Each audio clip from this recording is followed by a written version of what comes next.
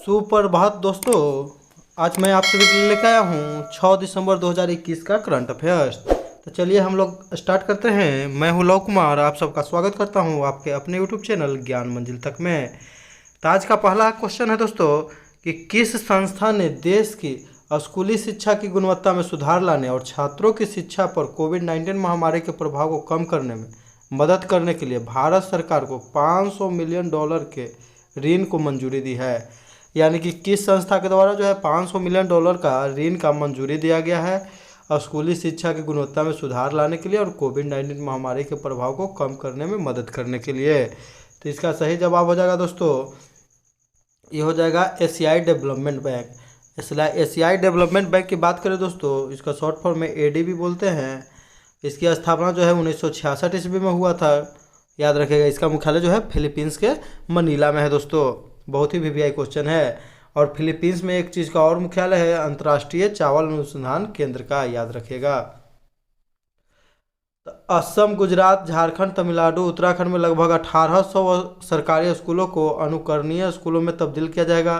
अनुकरणीय विद्यालय गुणवत्तापूर्ण शिक्षा का वातावरण और प्रभावी शिक्षण का प्रदर्शन करेगा।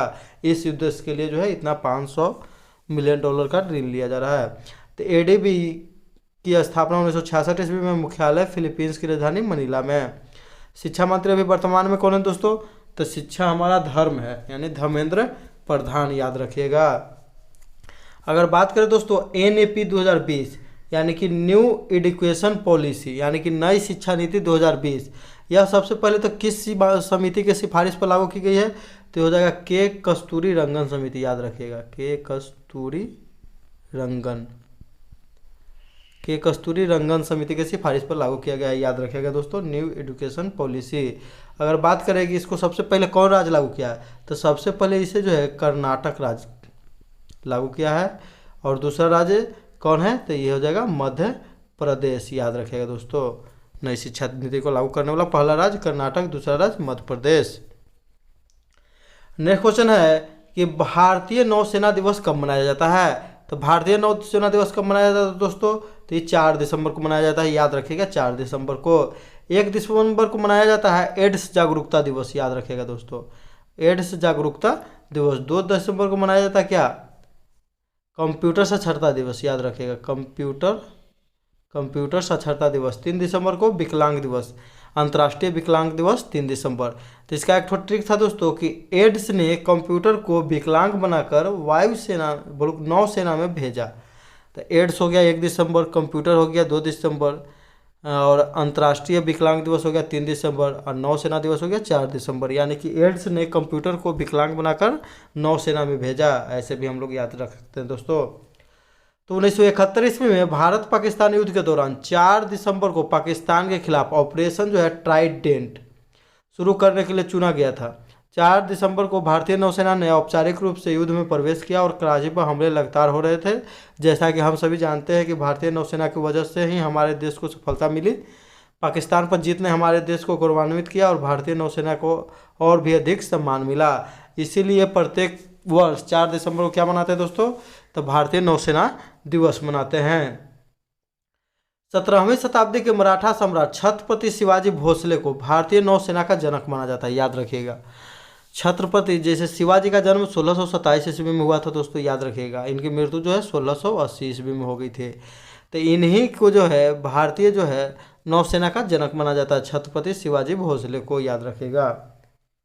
नौसेना प्रमुख अभी वर्तमान में कौन बने हैं हाल ही में? तो आर हरि कुमार बने हैं दोस्तों। करमबीर सिंह थे, इनके जगह पर आर हरि कुमार बने हैं, याद रखिएगा। भारतीय नौसेना की स्थापना 26 जनवरी 1950 को हुआ। आईएनएस ध्रुव क्या है? तो भारत का पहला मिसाइल ट्रैकिंग जहाज है, याद रखिएगा। भारत का पहला मिसाइल ट्रैकिंग जहाज कौन है? तो आईएनएस ध्रुव। आईएनएस विक्रांत तो स्वदेश निर्मित भारत का प्रथम विमानवाहक पोत है, याद रखिएगा। भारत का स्वदेश निर्मित प्रथम विमानवाहक पोत है तो आईएनएस विक्रांत। असम राज्य का सर्वोच्च नागरिक राज्य पुरस्कार हाल ही में किसे दिया गया है? तो यह जो पुरस्कार जो दोस्तों दिया गया है, यह दिया गया है रतन टाटा को। किसको दिया गया दोस्तों? तो रतन टाटा को। अगर पुनीत आर राजकुमार की बात करें तो इन्हें कर्नाटक रत्न सम्मान दिया गया है मरणोपरांत, कर्नाटक रत्न, याद रखिएगा,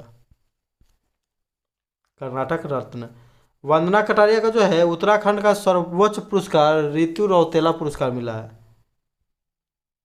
तीलू रौतेला, याद रखिएगा। इन्हें हैट्रिक गर्ल के नाम से भी जाना जा रहा है क्योंकि वह ओलंपिक में हैट्रिक गोल की थी, याद रखिएगा। साइरस पूनावाला को दोस्तों हाल ही में जो है बाल गंगाधर तिलक पुरस्कार 2021 दिया गया है, याद रखिएगा। ये जो है सीरम इंस्टीट्यूट ऑफ इंडिया के संस्थापक हैं, जहां पर कोविशील्ड वैक्सीन बनता है। रतन टाटा को राज्य में कैंसर देखभाल में उनके योगदान के लिए सर्वोच्च नागरिक राज्य पुरस्कार असम भाईबा पुरस्कार से सम्मानित किया गया है। असम के राज्यपाल कौन है दोस्तों? तो जगदीश मुखी। असम के मुख्यमंत्री हेमंत बिस्वा शर्मा। भारत रत्न के तर्ज पर असम सरकार ने असम रत्न पुरस्कार की शुरुआत की है। जिस प्रकार से भारत रत्न दिया जाता है, पद्म विभूषण, पद्म श्री, इसी प्रकार से असम श्री, असम पद्म विभूषण दिया जाएगा, ऐसे करके। भारत का पहला संश्लेषित रबर का पौधा कहाँ में लगाया गया था? असम में। इसको विकसित कहाँ में किया गया था दोस्तों? तो राष्ट्रीय केरल रबर अनुसंधान केंद्र केरल में विकसित किया गया था, याद रखिएगा। इसको लगाया गया है कहाँ में? तो असम में। आधुनिक असम के संस्थापक गोपीनाथ बारदोलोई को कहा जाता है। गोपीनाथ बारदोलोई जो है हवाई अड्डा कहाँ में दोस्तों? तो याद रखिएगा असम में ही है गोपीनाथ बारदोलोई हवाई अड्डा।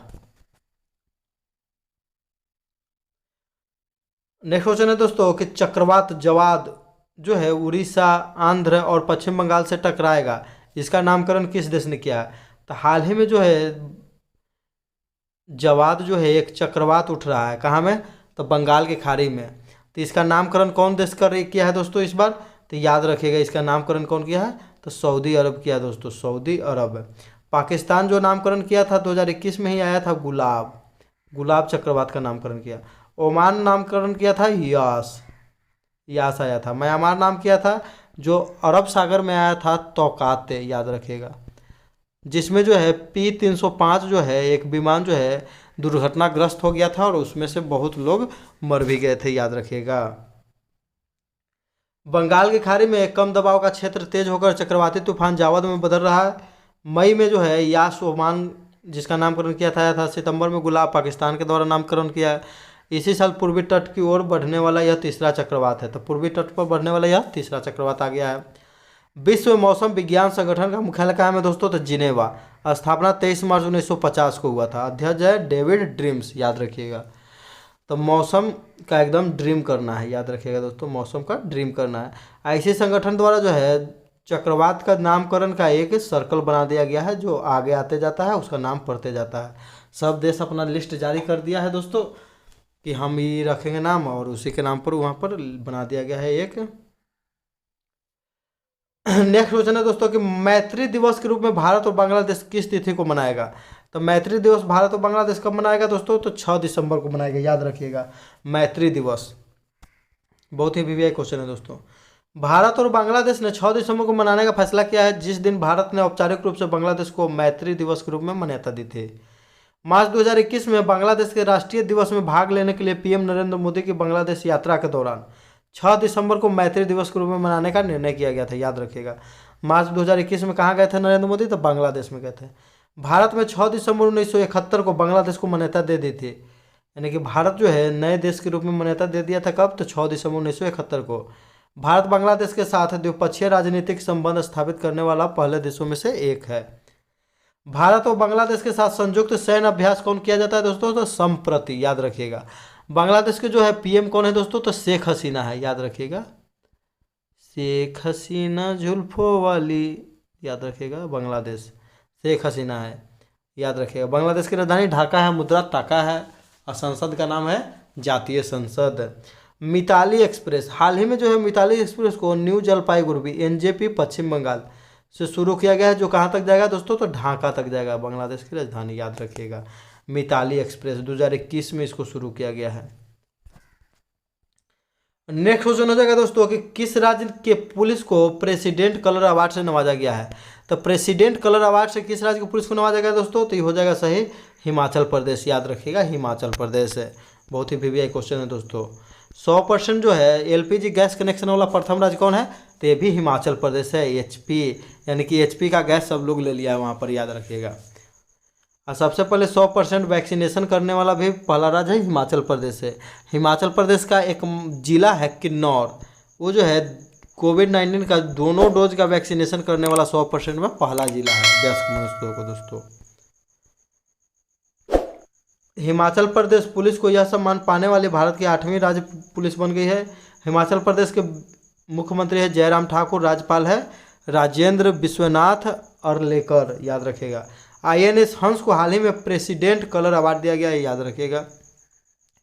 IPS पुलिसिंग में सर्वश्रेष्ठ राज्य कौन है? आंध्र प्रदेश। सबसे अंत में राज्य कौन है दोस्तों? तो बिहार है, याद रखिएगा।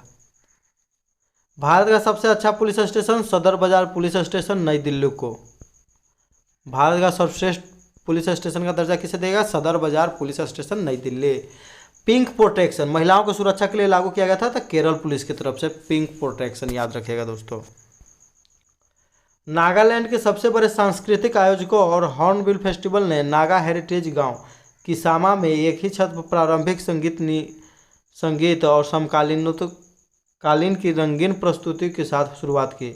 यह और नवीन उत्सव का 22वां संस्करण है। तो ये यहाँ ध्यान रखिएगा, नागालैंड के द्वारा हॉर्नबिल फेस्टिवल, हॉ के बाद कहा गया न, तो न से नागालैंड। दोस्तों विश्व फाल्कन की राजधानी किसे कहते हैं? तो नागालैंड को कहते हैं। बहुत ही वीवीआई क्वेश्चन है दोस्तों। विश्व फाल्कन की राजधानी किसे कहते हैं? तो नागालैंड को कहते हैं। नागालैंड के मुख्यमंत्री कौन है? तो न से नागालैंड, न से नेफिरियो। राज्यपाल जगदीश मुखी, याद रखिएगा। असम के भी राज्यपाल जगदीश मुखी हैं, नागालैंड के भी हैं। नेक्स्ट क्वेश्चन हो जाएगा दोस्तों कि भारत अंतर्राष्ट्रीय व्यापार मेले के 44वें संस्करण में किस राज्य ने स्वर्ण पदक पुरस्कार जीता है? तो स्वर्ण पदक पुरस्कार कौन जीता है दोस्तों? तो अगर आप लोग अंदाजे लगाइएगा तो सबसे पहले तो मारिएगा केरल, उसके बाद किसको मार सकते हैं? तो हिमाचल प्रदेश, उसको बाद मारिएगा उत्तर प्रदेश, उसके बाद किसको? तो सबसे अंत में मारिएगा बिहार। लेकिन ऐसा नहीं करना है दोस्तों, याद करना है। इसका सही आंसर हो जाएगा क्या दोस्तों? तो बिहार हो जाएगा। इसका स्वर्ण पदक कौन जीता है? तो इसमें बिहार है।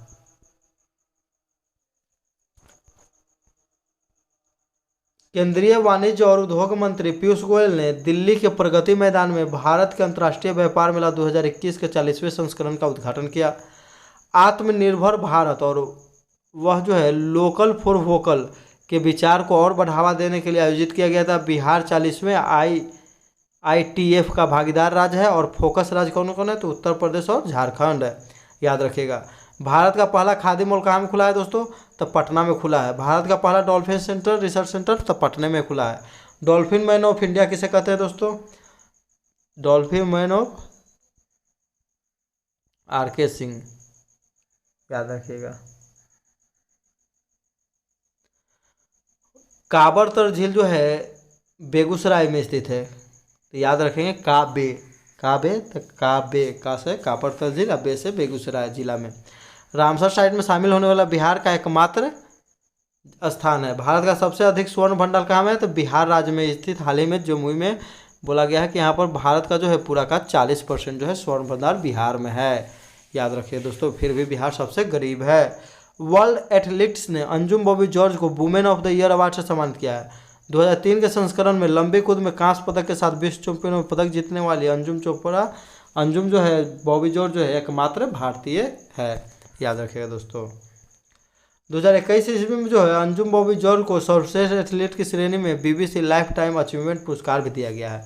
तो ये भी बहुत महत्वपूर्ण क्वेश्चन है। तो BBC लाइफ टाइम अचीवमेंट पुरस्कार किसे दिया गया है? तो अंजुम बॉबी जॉर्ज, तो BBC तो बॉबी जॉर्ज, याद रखिएगा। संबित पात्रा को जो है भारत पर्यटन विकास निगम के अध्यक्ष के रूप में अध्यक्ष बनाया गया दोस्तों। नेक्स्ट क्वेश्चन है दोस्तों कि EIU इकोनॉमिस्ट इंटेलिजेंस यूनिट ने world wide cost of living index 2021 यानी कि रहने योग्य सबसे महंगा शहर की घोषणा की। इसमें सबसे महंगा शहर कौन हो जाएगा दोस्तों? तो इसमें सबसे महंगा शहर हो जाएगा दोस्तों तेल अवीव। तेल अवीव जो है कहाँ का शहर है दोस्तों? तो यह है इजराइल का, याद रखिएगा, इजराइल। उसके बाद दूसरे स्थान पर पेरिस और सिंगापुर है, दोनों शहर। और अंतिम स्थान पर यानी कि सबसे सस्ता रहने लायक शहर कौन है? तो दशमिक, सीरिया की। तो सीरिया की राजधानी है दशमिक। सबसे रहने लायक सस्ता जगह कहाँ में? तो दशमिक में, याद रखिएगा दोस्तों। सीरिया की दशमिक को दुनिया के सबसे सस्ते शहर का दर्जा दिया गया, याद रखिएगा दोस्तों। 2017 से 19 के लिए किसने 7वां डॉक्टर MS स्वामीनाथन पुरस्कार जीता है? तो डॉक्टर MS स्वामीनाथन पुरस्कार कौन जीता है दोस्तों? तो ये जीते हैं वी परवीन राव, याद रखिएगा दोस्तों, वी परवीन राव। शकुंतला हरिसी को दोस्तों अंतर्राष्ट्रीय खाद्य पुरस्कार मिला है 2021। और जो है प्रधानमंत्री गरीब कल्याण अन्न योजना, जिसकी शुरुआत जो है दोस्तों अप्रैल 2020 में किया गया था, जिसके तहत जो है मार्च तक जो है हाल ही में बढ़ा दिया गया कि मार्च तक इसमें जो है 5 केजी अनाज मुफ्त में दिया जाता था खाद्यान्न प्रति व्यक्ति। विश्व खाद्य प्रोग्राम जो है दोस्तों रोम में स्थित है, इसका मुख्यालय 2020 में इसे नोबेल का शांति पुरस्कार मिला था। इस पुरस्कार में 2 लाख का नगद पुरस्कार और 1 प्रशस्ति पत्र दिया जाता है। Doctor MS. स्वामीनाथन पुरस्कार की शुरुआत 2004 ईस्वी में किया गया था, याद रखिएगा दोस्तों। भारतीय हरित क्रांति के जनक किन्हें कहा जाता है, तो डॉक्टर एम.एस. स्वामीनाथन। जबकि जो है अंतर्राष्ट्रीय हरित क्रांति का जनक तो नॉर्मन बोरलॉग, याद रखिएगा नॉर्मन बोरलॉग। भारतीय तो एम.एस. स्वामीनाथन दोस्तों। नेक्स्ट क्वेश्चन है दोस्तों कि न्यू इंडिया फाउंडेशन कमला देवी चट्टोपाध्याय पुस्तक पुरस्कार किसने जीता है। तो कमला देवी चट्टोपाध्याय पुस्तक पुरस्कार किसने जीता है दोस्तों, तो अगर बता दें तो किसने जीता है, तो उनका नाम है दोस्तों दीनयार पटेल, याद रखिएगा दीनयार पटेल। तो कमला देवी चट्टोपाध्याय, तो कमला देवी द से दीनयार पटेल। डेमन गलगुट की बात करें दोस्तों, यह बुकर पुरस्कार 2021 के विजेता हैं, द प्रॉमिस पुस्तक के लिए। अब्दुल रज्जाक गुरनाह, इनका जो है पुस्तक लिखा गया है पैराडाइज, इसके लिए इनको जो है नोबेल पुरस्कार 2021 मिला है दोस्तों। व्यास सम्मान से सम्मानित किया गया है शरद पगारे, याद रखिएगा दोस्तों। तो दीनयार पटेल द्वारा लिखित और हार्वर्ड यूनिवर्सिटी प्रेस द्वारा प्रकाशित नौरोजी पुस्तक का नाम है Naoroji pioneer of Indian nationalism शीर्षक वाली जीवनी को चौथे Kamala Devi Chattopadhyay NIF book prize 2021 के विजेता के रूप में चुना गया है। न्यू इंडिया फाउंडेशन द्वारा 2018 में स्थापित गया था। इसमें 15 लाख रुपए नगद पुरस्कार और 1 प्रशस्ति पत्र दिया जाता है दोस्तों, ये भी याद रखिएगा। डेमन गलगोट 2021 को बुकर पुरस्कार 2020 में किसे मिला था, डेविड स्टुअर्ट, याद रखिएगा। डेविड डायोफ 2021 का अंतर्राष्ट्रीय बुकर पुरस्कार मिला है, याद रखिएगा। At night is all blood is black के लिए। और डेमन गलगुट को क्या मिला है दोस्तों, तो मिला है बुकर पुरस्कार 2021, जो दक्षिण अफ्रीका के लेखक है, याद रखिएगा दोस्तों। भारतीय मूल के कार्यकारी पराग अग्रवाल को हाल ही में ट्विटर के नए CEO बने हैं। तो ट्विटर के संस्थापक थे जैक डोर्सी, तो जो है ट्विटर के अभी CEO थे, वो जो है इस्तीफा दे दिए हैं। अभी बन गए हैं कौन दोस्तों, तो बन गए हैं भारतीय मूल के जो है पराग अग्रवाल। सुंदर पिचाई जो है गूगल के CEO हैं, याद रखिएगा। पिछले वीडियो का क्वेश्चन था दोस्तों कि 2021 ईस्वी का जो है बुकर पुरस्कार किसे दिया गया है, तो सही आंसर था डेमन गलगोट। सही आंसर देने वाले लोग हैं श्वेता वर्मा, दीपक कुमार, KIT 2007, अमित दुबे, पृथ्वीराज, हर्षिका वर्मा, सलोनी कुमारी। इन सभी को मेरे तरफ से ढेरों सारी बधाई एवं शुभकामनाएं। आज का प्रश्न रहेगा दोस्तों, जिसका आप लोग कमेंट करके जितना ज़्यादा से ज़्यादा हो सके जवाब दीजिएगा। कमेंट करके ज़रूर बताइए कि वीडियो कैसा लगा आप लोगों को। तो COP26 यानी कि कॉन्फ्रेंस ऑफ पार्टीज 26 2021 का आयोजन कहाँ में किया गया, तो आप लोगों को बताना है जगह का नाम और देश का नाम, जो भी आप लोग जानते हैं उसका आप लोग कमेंट करके जवाब दीजिए। हाल ही में यहाँ पर जो है नरेंद्र मोदी भाग लेने गए थे। COP27 का आयोजन जो है 27 का आयोजन मिस्र में किया जाएगा दोस्तों, ये भी याद रखिएगा आप लोग। और 26 का आप लोग कमेंट करके जवाब दीजिए। जितना ज़्यादा से ज़्यादा होगा वीडियो लाइक कर दीजिए, शेयर कर दीजिए और सब्सक्राइब कर लीजिए। वीडियो को पूरा देखने के लिए दोस्तों धन्यवाद। इसी के साथ हम अपना वीडियो समाप्त करते हैं। जय हिंद, जय भारत, वंदे मातरम।